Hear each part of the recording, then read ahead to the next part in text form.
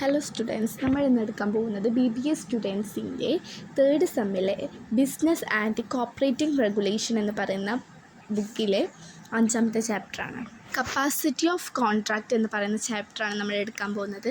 അതിൽ 3ാമത്തെ പാരഗ്രാഫിൽ every person is a competent to entry into a contract if he was attained the age of majority according to the law to which he is subject, and who is of sound minded and is not disqualified from contracting by any law to which he is subject. Capacity of contract എന്ന് പറയുന്നത് ഒരു കോൺട്രാക്റ്റിലേക്ക് entry ചെയ്യാനൊരു വ്യക്തിക്ക് എന്തൊക്കെയാണ് വേണ്ടതെന്നാണ്. അയാൾ എന്തായിരിക്കണം? Age of majority, ഒരു 18 വയസ്സ് കഴിഞ്ഞ ഒരു വ്യക്തിക്ക് കോൺട്രാക്റ്റിലേക്ക് എൻട്രി ചെയ്യാൻ പറ്റുള്ളൂ. അടുത്തത് സൗണ്ടഡ് മൈൻഡുള്ള ഒരു വ്യക്തി ആയിരിക്കണം. മാനസികമായിട്ടൊരു ബുദ്ധിമുട്ടില്ലാത്തൊരു വ്യക്തിയായിരിക്കണം കോൺട്രാക്റ്റിലേക്ക് എൻട്രി ചെയ്യേണ്ടത്. അതുപോലെ തന്നെ ഒരു നിയമവും അയാളെ കോൺട്രാക്റ്റിലേക്ക് എൻട്രി ചെയ്യാൻ വിലക്കരുത്, ഡിസ്ക്വാളിഫൈ ചെയ്യരുത്. ഇതാണ് ഒരു കോൺട്രാക്റ്റിലേക്ക് എൻട്രി ചെയ്യാനുള്ള ഒരു വ്യക്തിയുടെ കപ്പാസിറ്റി എന്ന് പറയുന്നത്. ഇനി നമ്മൾ നോക്കുന്നത് എന്താണ്? ഒരു കോൺട്രാക്റ്റിലേക്ക് എൻട്രി ചെയ്യാൻ പറ്റാത്തത് ആർക്കൊക്കെയാണെന്നാണ് നമ്മൾ നോക്കുന്നത്. ഒന്ന് മൈനർ, അതുപോലെ തന്നെ പേഴ്സൺ ഓഫ് അൺസൗണ്ടഡ് മൈൻഡുള്ള വ്യക്തികൾ, അതുപോലെ തന്നെ person disqualified by any law to which any are subject. അതിൽ 1ാമത്തെ പോയിൻ്റാണ് മൈനർ. മൈനറിന് എന്ത് പറ്റില്ല? ഒരു കോൺട്രാക്റ്റിലേക്ക് എൻട്രി ചെയ്യാൻ പറ്റില്ല. ആരാണ് minor? Minor is a person who has not attend the age of majority. Age of majority attend ചെയ്യാത്ത വ്യക്തിയെയാണ് നമ്മൾ മൈനർ എന്ന് വിളിക്കുന്നത്. ഒരു 18 വയസ്സാവാത്ത വ്യക്തികളെയാണ് നമ്മൾ മൈനർ എന്ന് വിളിക്കുന്നത്. അവർക്ക് കോൺട്രാക്റ്റിൽ എൻട്രി ചെയ്യാൻ പറ്റില്ല. ഇനി നമ്മൾ നോക്കുന്നത് ഒരു എഗ്രിമെൻറ്റിൽ മൈനറിൻ്റെ പൊസിഷൻ എവിടെയാണെന്നാണ് നോക്കുന്നത്.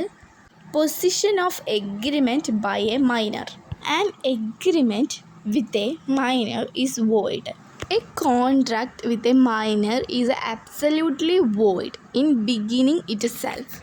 ഒരു എഗ്രിമെൻറ്റ് മൈനറിനെ വെച്ചിട്ടാണ് തുടങ്ങുന്നതെങ്കിൽ അതെന്തായിട്ടുണ്ടാവും? അതൊരു വോയിഡ് ആയിട്ടുള്ള കോൺട്രാക്റ്റ് എഗ്രിമെൻ്റ് ആയിട്ട് മാറിയിട്ടുണ്ടാകും. 2ാമത്തെ പോയിൻ്റാണ് minor can be promisee or beneficiary. ഒരു കോൺട്രാക്റ്റിലെ പ്രോമിസറിയോ അല്ലെങ്കിൽ ബെനിഫിറ്റ് അനുഭവിക്കുന്ന ഒരു വ്യക്തി ആവാം ആർക്ക്? മൈനർക്ക്. 2ാമത്തെ പോയിൻ്റാണ് ratification on attending the majority is not allowed. ഒരു മൈനർ കോൺട്രാക്റ്റിലേക്ക് എൻട്രി ചെയ്തു, പിന്നെ എന്തായി? അയാൾ മെജോറിറ്റി ആയി, എന്നാൽ നമുക്കത് എന്ത് ചെയ്യാൻ പറ്റില്ല? ആ കോൺട്രാക്റ്റ് അംഗീകരിക്കാൻ നമുക്ക് പറ്റില്ല. 4ാമത്തേതാണ് a minor cannot be asked to compensate or pay for any benefit receiving under a void agreement. മൈനറോട് നമ്മൾ എന്ത് ചോദിക്കാൻ പറ്റില്ല? നഷ്ടപരിഹാരം ചോദിക്കാൻ പറ്റില്ല. അതുപോലെ തന്നെ മൈനർക്ക് കിട്ടിയ ബെനിഫിറ്റ് ഒന്നും തിരിച്ചു വാങ്ങാൻ പറ്റില്ല. Minor can also plead he's minority. ഒരു മൈനർക്ക് എന്തിന് പറ്റും? അയാളുടെ മൈനോറിറ്റി കാരണം അയാൾക്ക് കോർട്ടിൻ്റെ മുന്നിൽ നിന്നും രക്ഷപ്പെടാൻ പറ്റും. കാരണം അയാളുമായിട്ട് എന്ത് ചെയ്യാൻ പാടില്ല? ഒരു കോൺട്രാക്റ്റിൽ എൻട്രി ചെയ്യാൻ പാടില്ല. 6ാമത്തെ പോയിൻ്റാണ് no specific performance of the agreement. മൈനറുമായിട്ടുള്ളൊരു കോൺട്രാക്റ്റ് തുടങ്ങുമ്പോൾ തന്നെ അത് അബ്സല്യൂട്ട്ലി ഒരു വോയിഡാണ്. അപ്പോൾ നമുക്കൊരു സ്പെസിഫിക് ആയിട്ടുള്ള പെർഫോമൻസ് ഒന്നും നടത്താൻ ആ എഗ്രിമെൻറ്റിൽ പറ്റില്ല. 7ാമത്തെ പോയിൻ്റാണ് minor cannot entry into a contract of partnership. മൈനർക്ക് എന്തിനും പറ്റില്ല, ഒരു കോൺട്രാക്റ്റിലെ പാർട്ട്ണർഷിപ്പ് ആയി ഇരിക്കാനും മൈനർക്ക് പറ്റില്ല. 8ാമത്തെ പോയിൻ്റാണ് minor can be a agent. മൈനർക്ക് എന്തായിട്ട് ആക്ട് ചെയ്യാം? ഒരു ഏജൻ്റായിട്ട് ആക്ട് ചെയ്യാൻ പറ്റും. 9ാമത്തെ പോയിൻ്റാണ് he cannot be judged insolvent. മൈനറിനെ നമുക്ക് ഇൻസോൾവെൻ്റ് ആയിട്ട്, ഒരു പാപ്പരായിട്ട് പ്രഖ്യാപിക്കാൻ പറ്റില്ല. 10ാമത്തെ point a minor is able for necessary supplied or necessary service rendered to him. കോൺട്രാക്റ്റിലേക്ക് എൻട്രി ചെയ്യാൻ പറ്റില്ല ആർക്ക്? മൈനർക്ക്. 2ാമത്തേതാണ് നമ്മൾ നോക്കുന്നത് person of unsounded mind. Unsounded mind ആയ ഒരു വ്യക്തിക്കും കോൺട്രാക്റ്റിലേക്ക് എന്ത് ചെയ്യാൻ പറ്റില്ല? എൻട്രി ചെയ്യാൻ പറ്റില്ല. അൺസൗണ്ടഡ് മൈൻഡുള്ള പേഴ്സൺ എന്ന് പറയുന്നത് എന്താണ്? ഒരു കാര്യം മനസ്സിലാക്കാനും അതിന് തീരുമാനങ്ങൾ എടുക്കാനും കഴിയാത്ത വ്യക്തികളെയാണ് നമ്മൾ എന്ത് പറയുന്നത്? അൺസൗണ്ടഡ് മൈൻഡുള്ള വ്യക്തികളെന്ന് പറയുന്നത്. അടുത്തത് നോക്കുന്നത് type of person of unsounded mind and their contracts. ഒന്നാമത്തേത് idiot. A person those mental problem are completely absent there are known as idiot. Mental problem ഉള്ളവരെയാണ് നമ്മൾ എന്ത് വിളിക്കുന്നത്? ഇഡിയറ്റ് എന്ന് വിളിക്കുന്നത്. ഇവർക്ക് എന്ത് പറ്റില്ല? കോൺട്രാക്റ്റിലേക്ക് എൻട്രി ചെയ്യാൻ പറ്റില്ല.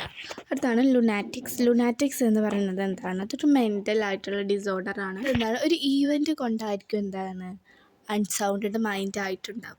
അടുത്താണ് ഡ്രഗൻ ഓർ ഇൻടോക്സിക്കേറ്റഡ് പേഴ്സൺ. ഈ ഡ്രഗണും ഇൻടോക്സിക്കേറ്റഡ് പേഴ്സണും സഫർ ചെയ്യുന്നത് from temporary incapacity to the contract. ഇവരെന്താണ് ഡ്രഗൊക്കെ യൂസ് ചെയ്യുന്ന സമയത്ത് അവർക്ക് എന്തിനു പറ്റില്ല? കോൺട്രാക്റ്റിലേക്ക് എൻട്രി ചെയ്യാൻ പറ്റില്ല. എന്നത് യൂസ് ചെയ്യാത്ത സമയത്ത് അവർക്ക് കോൺട്രാക്റ്റിൽ എൻട്രി ചെയ്യാം. അതാണ് ടെമ്പററി ഇൻകപ്പാസിറ്റി ടു കോൺട്രാക്റ്റ് എന്നതുകൊണ്ട് ഉദ്ദേശിക്കുന്നത്.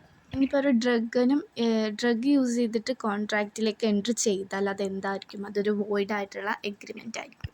അത് നോക്കുന്നത് person disqualified by other law. ഇതിലൊന്നാമത്തേതാണ് അലൈൻ എനിമീസ്.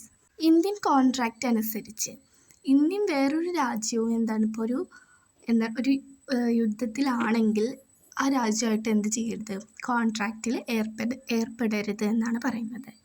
യുദ്ധത്തിന് മുന്നേ നമ്മൾ കോൺട്രാക്റ്റിൽ എൻട്രി ചെയ്തിട്ടുണ്ടെങ്കിൽ അതുവരെ നമ്മൾ കോൺട്രാക്റ്റോട്ട് മുന്നോട്ട് പോകരുത്. അത് കഴിഞ്ഞ ശേഷം വീണ്ടും നമുക്ക് കോൺട്രാക്റ്റോട്ട് മുന്നോട്ട് പോകാം. അതുപോലെ തന്നെ ഫോറിൻ സോർവൻസ് ആൻഡ് അംബാസഡർ. കോൺവെൻറ്റ് എന്ന് പറയുന്നത് കുറ്റവാളികളെയാണ്. ഇവർ കുറ്റവാളികളായിരിക്കുന്ന സമയത്ത് ഇവർ കോൺട്രാക്റ്റിൽ എൻട്രി ചെയ്യുന്നത് എന്തുണ്ടാവും? ഡിസ്ക്വാളിഫൈഡ് ചെയ്തിട്ടുണ്ടായിരിക്കും. ഓക്കെ. അതുപോലെ തന്നെ ഇൻസോൾവെൻ്റായ പാപ്പരായ വ്യക്തികളെയും കോൺട്രാക്റ്റിൽ എൻട്രി ചെയ്യുന്നത് ഡിസ്ക്വാളിഫൈ ചെയ്തിട്ടുണ്ടായിരിക്കും. ഓക്കെ.